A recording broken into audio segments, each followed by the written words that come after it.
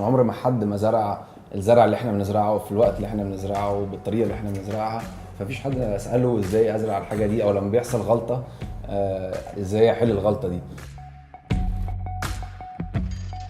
احنا ابتدينا اندستري في صناعه الزراعه. الهيدروبونيك دي ما كانش اي حد خالص يسمع عنها تماما، ولا كان حد بيعرف ازاي يعملها قبلينا. عندنا برودكت وصلنا له بقالنا 6 سنين في السوق المصري، الناس عرفته. اول منتج مصري مزروع زراعه مائيه. السنتين اللي فاتوا ابتدى يبقى فيه 25 مزرعه تانية هيدروبونكس، فده كان حلو ان احنا نعرف ان بقى في اندستري جديده وفي زراعه جديده بتبتدي، وده يبقى مستقبل الزراعه في مصر. في هدف وفي فيجن او رؤيه معينه. مش بنعمل مطعم او مش بنعمل حاجه ناس تانية كتير عملتها، بنعمل حاجه من الصفر خالص. بنحل مشاكل. بنحل مشاكل قاعدين بنحل مشاكل زراعه جذريه جدا ومحدش عارف ان هو يحلها قبلينا. لسه قدامنا شويه لغايه ما ننجح، يعني النجاح اللي احنا بنوصله.